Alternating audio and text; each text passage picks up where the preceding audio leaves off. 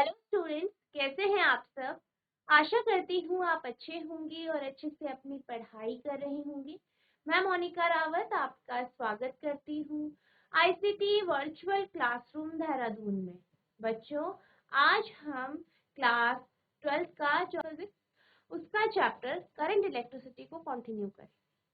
तो बच्चों, पिछले लेक्चर में हमने ये देखा था कि किस प्रकार से अगर जो सेल है वो समानांतर या जो है श्रेणीबद्ध तरीके से या पार्श्व क्रम में अगर जोड़े जाते हैं तो टोटल जो वोल्टेज है इन सेलों के कारण, ठीक है, वो कितना होता है ये हमने देखा। पी क्यू आर एस, जैसे पी क्यू आर एस, ये चार क्या है, प्रतिरोध है। और आप देख सकते हैं इन्हें ब्रिज के आकार में या ब्रिज के फॉर्म में जोड़ा गया है। अब इसके बीच में आपके पास यहाँ पे गैल्वेनोमीटर लगाया जाता है। यहाँ पे आप देख सकते हैं एक की यहाँ पे इस ब्रिज के बीच में लगाई गई है और दूसरी की आपकी यहाँ पे। अब यहाँ पे क्या होता है, बेसिकली ये जो चार रजिस्टर है ये ब्रिज की फॉर्म में होते हैं।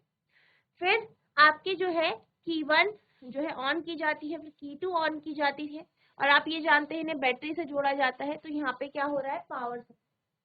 अब जब बैलेंसिंग की कंडीशन होती है, यानी जब आपका गैल्वेनोमीटर जीरो में जो गैल्वेनोमीटर की जो सुई है वो जीरो पे होती है, ठीक है, तो ये यहाँ पे क्या हो जाती है, बैलेंसिंग की कंडीशन हो जाती है। यानी इसका अर्थ है कि ये जो ब्रिज है ये बैलेंस। अब बैलेंसिंग के कंडीशन में क्या होता है, जैसे कि अभी बात करी कि जो गैल्वेनोमीटर है ये जीरो डिफ्लेक्शन को शो करता है, यानी इसकी जो सुई है वो जीरो पे आपको शो होती है। इस कंडीशन में क्या होता है, P अपॉन Q बराबर हो जाता है R अपॉन S, ठीक है। P Q R upon S के बराबर हो जाता है। यहाँ पे P और Q जो है, P का रेजिस्टेंस है, Q का रेजिस्टेंस है, R का रेजिस्टेंस है और H S का रेजिस्टेंस। तो ये जो चार जो आपके प्रतिरोध हैं, इनका जो प्रतिरोध है उसका जो रेशियो है वो कुछ P अपॉन Q बराबर R अपॉन S के बराबर, ठीक है। तो यहाँ पे बेसिकली ये जो कंडीशन होती है कब होती है, जब आपका जो ये ब्रिज है, ये ब्रिज जो है ये बैलेंसिंग की कंडीशन में होता है, यानी गैल्वेनोमीटर में आपको जीरो डिफ्लेक्शन दिखाई दे। आई होप आपको ये कॉन्सेप्ट समझ में आया होगा, ठीक है। अब इसको हम यहाँ पे देखेंगे किस प्रकार से ड्राइव करें, ठीक है। तो सबसे पहले हम इसका जो प्रिंसिपल है उसको हम डिस्कस कर लेते हैं डिटेल में। The Wheatstone bridge work on the principle of null deflection। यानी अगर हम व्हीटस्टोन ब्रिज की बात करें तो ये नल डिफ्लेक्शन के सिद्धांत पर कार्य करता है। That is, the ratio of their resistance are equal and no current flows through the circuit। अब जब हमने बात करी कि डिफ्लेक्शन जीरो होता है यानी नल डिफ्लेक्शन होता है, तो इस कंडीशन का अर्थ क्या है, इस कंडीशन का अर्थ ये है कि जो रेजिस्टेंस है इनका जो रेशियो होगा वो बराबर होगा, साथ ही साथ जो सर्किट है, जो परिपथ है, इससे किसी भी प्रकार का धारा या करंट फ्लो नहीं करे। Under normal condition the bridge is unbalanced condition where current flows through the galvanometer। अब जब हम बात करते हैं कि आपके गैल्वेनोमीटर में जीरो डिफ्लेक्शन है, डिफ्लेक्शन आ रहे हैं, कुछ डिफ्लेक्शन आ रहे हैं, तो इसका अर्थ क्या है कि जो आपका ब्रिज है वो अनबैलेंस्ड कंडीशन में है, यानी वो बैलेंस्ड नहीं, बैलेंस नहीं है। बैलेंस नहीं है का अर्थ क्या है कि इस ब्रिज से कुछ धारा प्रवाहित हो। The bridge is said to be balanced when no current flows through the galvanometer। This condition can be achieved by adjusting the known resistance and variable। अब क्या कहा जा रहा है, बेसिकली यहाँ पर जब हम बात करते हैं ब्रिज की तो हमने क्या कहा कि बैलेंसिंग की कंडीशन होती है, जीरो डिफ्लेक्शन होता है, यानी कि जो आपका ब्रिज है उससे किसी भी प्रकार की धारा प्रवाहित नहीं हो रही। अब इस कंडीशन को लाने के लिए क्या किया जाता है, बेसिकली जो आपके पास नोन रेजिस्टेंस है और जो अननोन रेजिस्टेंस है उसको एडजस्ट किया जाए। उसको जो आपका नोन और अननोन रेजिस्टेंस है, मान लीजिए एस आपका अननोन रेजिस्टेंस है, आर आपका नोन रेजिस्टेंस है, तो एस क्या है, एस और आर को क्या करेंगे, हम इस तरीके से एडजस्ट करेंगे कि ये जो ब्रिज है ये बैलेंसिंग की कंडीशन में आ जाए। और बैलेंसिंग की कंडीशन में आपका क्या होता है, P अपॉन क्यू बराबर होता है R अपॉन एस। तो आपकी क्या होती है, जब बैलेंसिंग की कंडीशन होती है, यानी आपका जो परिपथ है उससे धारा प्रवाहित नहीं हो रही है, इस कंडीशन में गैल्वेनोमीटर में जीरो डिफ्लेक्शन शो होता है। और आपका जो कंडीशन जो होती है वो कुछ इस तरीके से होती है, P अपॉन क्यू बराबर R अपॉन एस, जहाँ पे P क्या है, P रेजिस्टर का रेजिस्टेंस, Q रेजिस्टर का रेजिस्टेंस है, R रेजिस्टर का रेजिस्टेंस और S रेजिस्टर का या S प्रतिरोधक का प्रतिरोध है। ठीक है। व्हीटस्टोन ब्रिज शून्य विक्षेपण के सिद्धांत पर काम करता है, यानी उनके प्रतिरोधों का अनुपात बराबर होता है, यानी उनके जो प्रतिरोध है यानी P upon Q R upon S क्या होते हैं, बराबर होते हैं। और सर्किट के माध्यम से कोई धारा प्रवाहित नहीं होती है, यानी जो सर्किट है, जो परिपथ है, उससे किसी भी प्रकार की धारा प्रवाहित नहीं होती। सामान्य परिस्थितियों में पुल असंतुलित स्थिति में होता है, यानी हम अगर नॉर्मल कंडीशन की बात करें तो उसमें क्या होता है कि जो पुल होता है या जो आपका ब्रिज है यह असंतुलन की कंडीशन में है। ठीक है, जो सेतु है वो आपका असंतुलन की स्थिति में होता है। क्यों होता है, क्योंकि उसमें करंट फ्लो कर, यहाँ गैल्वेनोमीटर से करंट प्रवाहित होती है। पुल तब संतुलित माना जाता है जब गैल्वेनोमीटर से कोई धारा प्रवाहित नहीं होती है। यहाँ स्थिति ज्ञात प्रतिरोध और परिवर्तनीय प्रतिरोध के समायोजन करके प्राप्त की जा सकती, यानी बेसिकली क्या हो रहा है कि जो करंट है वो आपके इस परिपथ का जो गैल्वेनोमीटर है वहां से पास नहीं हो रही है, करंट फ्लो नहीं कर रहा है। ठीक है, और यहाँ पे कौन सी कंडीशन आती है, P अपॉन क्यू बराबर R अपॉन एस। ठीक है, आप इसे नोट करें। अब हम चलते हैं इसके डेरिवेशन की। तो हमारे पास जो है ये एक सर्किट है जिसमें हमारे पास 4 जो है प्रतिरोधक है, P Q R S, जैसे आप फिगर में देख सकते हैं। इनको इस तरीके से जोड़ा गया है, इसे आप ब्रिज की फॉर्म में कह सकते हैं कि जोड़ा गया है। अब आप देख सकते हैं कि ये जो ब्रिज है वो बेसिकली है आपका A B C D। अब ये जो ब्रिज है इसका जो B और D पॉइंट है इसको एक गैल्वेनोमीटर और की से यानी जो आपका स्विच है उससे जोड़ा गया। नेक्स्ट जो A और C टर्मिनल है उनको जो है एक जो है बैटरी और की केबल से जोड़ा। अब यहाँ पे पूरा आपका इस तरीके से अरेंजमेंट हो चुका है। ठीक है, तो आप सबसे पहले लिखेंगे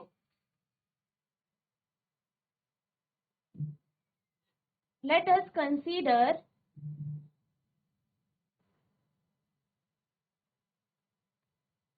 a Wheatstone bridge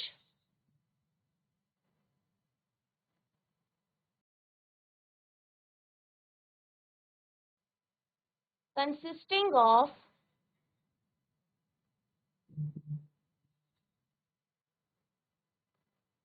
resistors P, Q, R and S.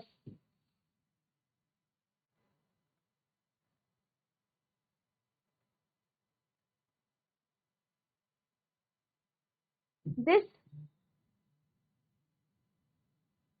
bridge is connected to a galvanometer and a key, that is K1, sorry K2.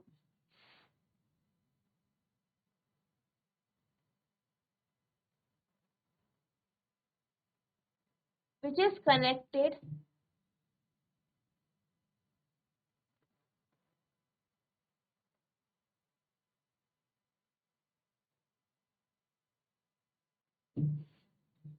at point B and D. फिर आप लिखेंगे at point A and C, it is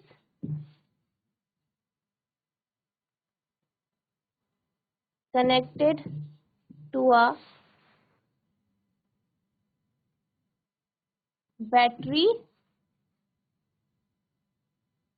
and a switch. Cable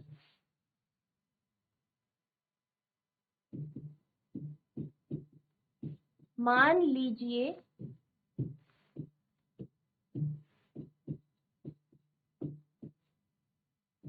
कि एक Wheatstone bridge है जो कि PQR और S प्रतिरोधकों से बना है। यह B तथा D बिंदु पर गैल्वेनोमीटर तथा K2 कुंजी से जुड़ा है।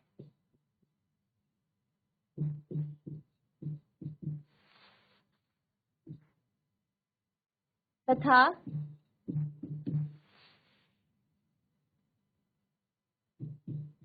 बिंदु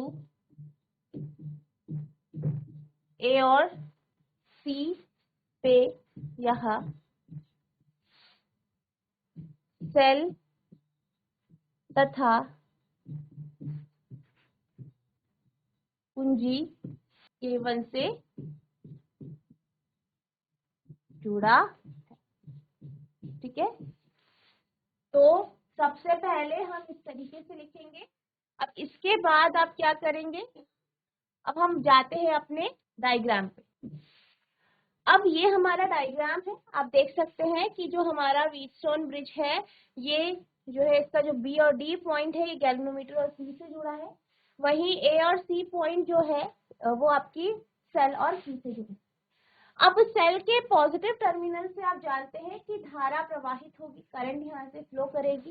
ठीक है, ये पॉजिटिव है, ये नेगेटिव टर्मिनल है, यहाँ से धारा प्रवाहित होगी। कितनी धारा प्रवाहित होगी? I धारा। आप देख सकते हैं I धारा। अब ये I धारा यहाँ से प्रवाहित होगी। प्रवाहित होने के बाद जैसे ही ये A बिंदु पे पहुंचेगी तो आप देख सकते हैं कि यहाँ पर क्या हो रहा है, धारा जो है वो डिवाइड हो, बढ़ गई। अब P रेजिस्टर की ओर, यानी यहाँ पे इस P रेजिस्टर की ओर जो करंट जाएगी हम मान लेते हैं वो I1 है। ठीक है, I1 करंट जो है आपकी P रेजिस्टर यानी P प्रतिरोधक से जा रही है। अगर I1 resistance I1 current P प्रतिरोध से जा रही है तो R प्रतिरोधक से कितना करंट जाएगा? I minus I1। तो यहाँ पे हम लेंगे कि यहाँ पे इस पर जो करंट जाएगा वो जाएगा I माइनस I1। अब ये इससे फ्लो करेगी। फ्लो होने के बाद जब ये करंट B बिंदु पर पहुंचेगी तो B बिंदु पर पहुंचने के बाद हम ये मान लेते हैं कि गैल्वेनोमीटर से IG करंट फ्लो कर रही है। ठीक है, हमने करंट को IG मान लिया। IG करंट कहाँ से फ्लो कर रही है? BD से, गैल्वेनोमीटर से। वहीं I माइनस I1 करंट आपकी R से फ्लो कर रही है। अब अगर हम बात करें Q रेजिस्टर की, यानी Q प्रतिरोधक से की, तो यहाँ पे कितना करंट फ्लो करेगा? I करंट यहाँ से आ रही थी, IG करंट इधर चली गई तो यहाँ पे करंट बढ़ रही है ना। तो करंट बढ़ रही है, यानी I1 माइनस IG जो करंट है वो आपके Q से फ्लो करेगी, यानी यहाँ से I1 minus IG current flow होगी। ठीक है, अब ये IG करंट गैल्वेनोमीटर से फ्लो हुई, नीचे गई आप देख सकते हैं, और यहाँ पे D बिंदु पे पहुंची। D बिंदु पे IG करंट भी पहुंच रही है, प्लस यहाँ से आने वाली आपकी I माइनस I1 करंट भी पहुंच रही है। ये करंट यहाँ पे मिल जाएगी, मिलने के बाद ये S प्रतिरोधक की तरफ जाएगी। तो S प्रतिरोधक पे जो करंट फ्लो होगा, जो धारा फ्लो होगी, वो कितनी होगी? I माइनस I1, और ये IG ऊपर से आ रहा है, ये मिल रही है, तो प्लस IG, यानी S प्रतिरोधक से जो धारा प्रवाहित होगी वो होगी आपकी I minus I1 plus IG। ठीक है, अब ये जो धारा है ये C बिंदु पर I1 माइनस IG और I minus I1 plus IG ये ऐड हो जाएंगे, जुड़ जाएंगे। तो यहाँ पे जो हमें धारा मिलेगी, जो आपकी यहाँ की और बैटरी से पास होगी, वो I हो जाएगी। क्यों होगी? यहाँ पे ये ऐड होंगी दोनों, तो कितना है? I1 minus IG plus I minus I1 plus IG। ठीक है, तो IG से IG यहाँ कट जाएगा, ये प्लस है ये माइनस से कट जाएगा, तो I बचा, तो इसलिए यहाँ से आपकी I करंट फ्लो हो जाए। ठीक है, तो इस तरीके से यहाँ पे सर्किट में धारा प्रवाहित होगी। अब यहाँ पर हम क्या करेंगे? यहाँ पर हम जो किरचॉफ का सेकंड लॉ है उसको अप्लाई करके यहाँ पर जो है हम इस बैलेंसिंग की कंडीशन को निकाल। ठीक है, तो हम क्या करेंगे? सबसे पहले हम लूप ले लेते हैं ये वाला। ठीक है, यानी loop A B D A। अब हम जो है करंट को, जो है करंट आपकी इस तरीके से जा रही है, हम जो देख रहे हैं यानी करंट की डायरेक्शन से ही देख रहे हैं इनिशियल करंट में जो है, तो हम इस तरीके से हम यहाँ पे चलें। ठीक है, इस तरीके से हम यहाँ पे जो है आपका रूल लगा। ठीक है, तो यहाँ से करंट पास हो रही है, करंट की दिशा भी वही है, हमारी भी वही दिशा। तो सबसे पहले जब इस ब्रांच में जाएगी करंट, तो आपका हो जाएगा I1P, फिर यहाँ पे B बिंदु पे फिर यहाँ फ्लो करेगी, तो यहाँ पे आपका करंट की दिशा भी वही है, आपकी दिशा भी वही है, तो यहाँ पे हो जाएगा IGG, फिर आप नीचे जाएंगे प्लस। अब आप देख सकते हैं कि करंट इस दिशा में फ्लो कर रहा है जो कि I माइनस I1 है, और हम विपरीत दिशा में जा रहे हैं, इस दिशा। तो यहाँ पर जो आपके पास जो आप साइन लेंगे वो माइनस लेंगे, minus I minus I1 into R। ठीक है, इस तरीके से लेंगे। तो अब आप लिखेंगे इन लूप ABDA। ठीक है, यानी लूप ABDA में, ठीक है, ABDA में जैसे मैंने आपको बताया, सबसे पहले क्या लेंगे? आप किरचॉफ का सेकंड लॉ लगाएंगे। ठीक है, किरचॉफ का जो दूसरा नियम है वो लगाएंगे। I1P plus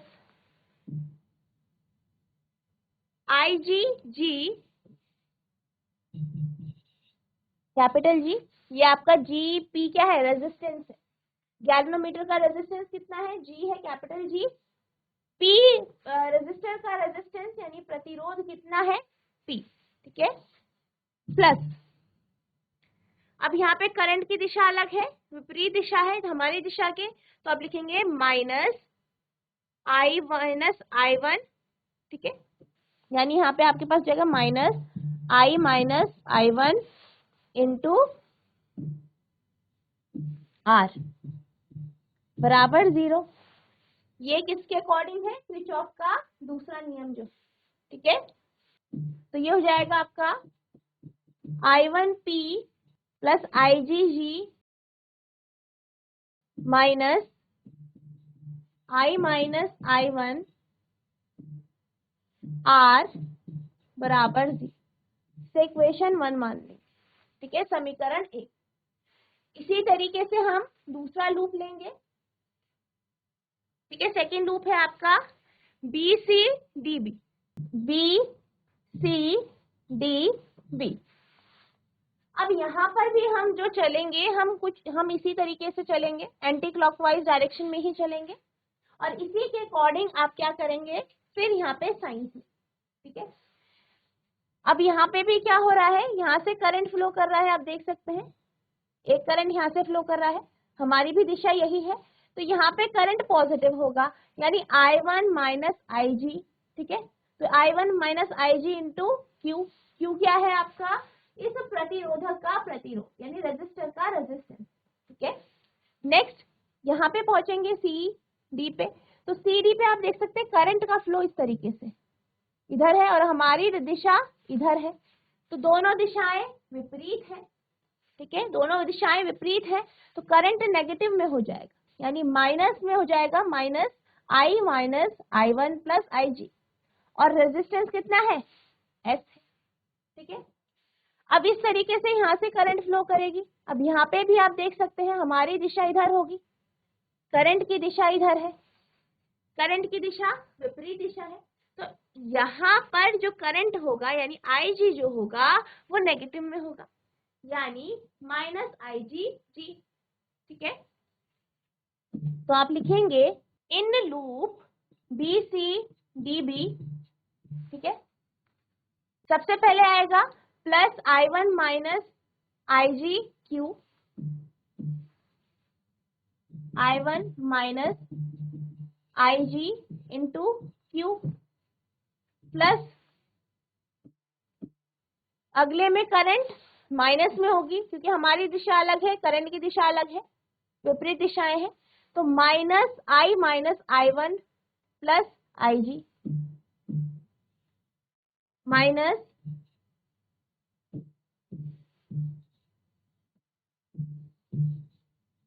I minus I1 plus IG, ठीक है, और इंटू S, ठीक है, इंटू S हो गया। नेक्स्ट हमारी दिशा अलग, करंट की दिशा अलग, तो यहाँ पे आपका क्या हो जाएगा minus IGG plus minus IGG बराबर 0, ठीक है, ये हो गया है। अब आप इसे खोलेंगे तो ये I1 minus IG into Q, minus minus बाहर आ जाएगा, into I minus I1 plus IGS minus IGG equals to 0। इसे आप दूसरा समीकरण मानिए, ठीक है। इस तरीके से आपको दोनों लूप्स में क्या करना है, किरचॉफ का जो दूसरा नियम है वो लगा, ठीक है। अब हम बात करते हैं बैलेंसिंग कंडीशन, तो आप लिखेंगे balancing condition, no current will flow from the galvanometer, that is IG will be बराबर इक्वल्स टू 0, यानी क्या हो जाएगा आपका, हमारी इक्वेशन और 1 और 2 में हम क्या कर देंगे IG की वैल्यू को 0 रखते हैं, तो आप लिखेंगे सब्स्टिट्यूटिंग IG बराबर 0 इन इक्वेशन 1 एंड 2, तो क्या हो जाएगा I1P, ये IG 0 हो जाएगा, तो IG 0 हो गया तो ये पूरा 0 हो जाएगा, माइनस I माइनस I1R, ठीक है। तो आप लिखेंगे I1P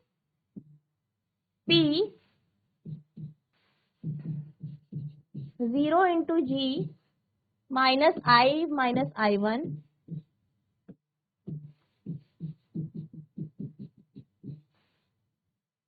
into R equals to 0, यानी ये हो जाएगा I1P minus I minus I1 R equals to 0, ये हो गया थर्ड इक्वेशन, ठीक है।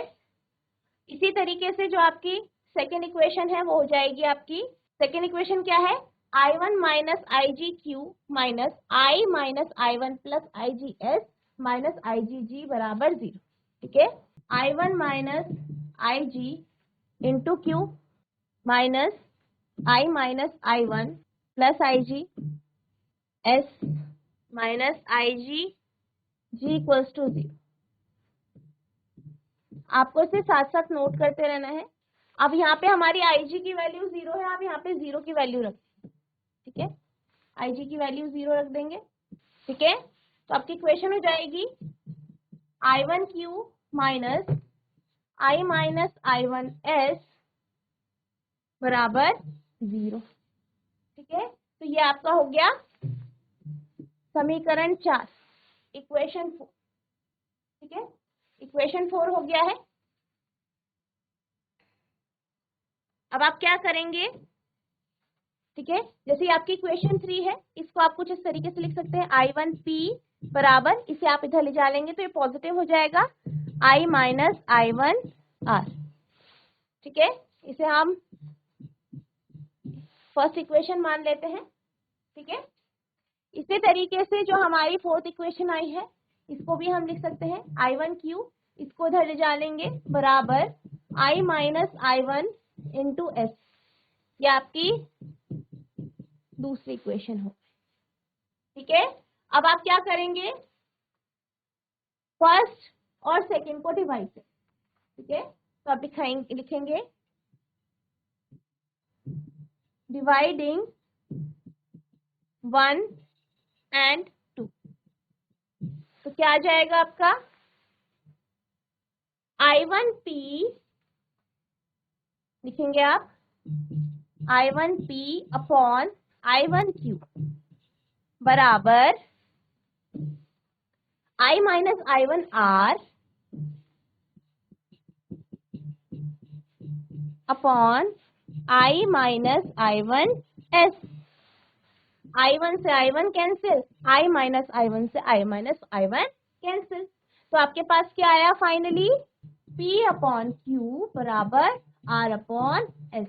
तो इस तरीके से आप इसे क्या कर देंगे, डिराइव कर देंगे, ठीक है। तो इस तरीके से ये डेरिवेशन कंप्लीट होगी। अब आप इसे नोट करेंगे। तो बच्चों, आज हमने व्हीटस्टोन ब्रिज के कॉन्सेप्ट को समझा, हमने इसके प्रिंसिपल को जाना, साथ ही साथ जिस प्रिंसिपल पर ये कार्य करता है उसको हमने डिराइव भी किया है। आई होप आपको ये टॉपिक समझ में आया होगा। आपको क्या करना है, इसे रिवाइज करना है। अगर आपको किसी भी प्रकार की कोई भी प्रॉब्लम होती है तो आप नेक्स्ट लेक्चर में पूछ सकते हैं। तो बच्चों, आज के लिए बस इतना ही, मिलते हैं अब नेक्स्ट सेशन में। तब तक के लिए thank you and have a nice day.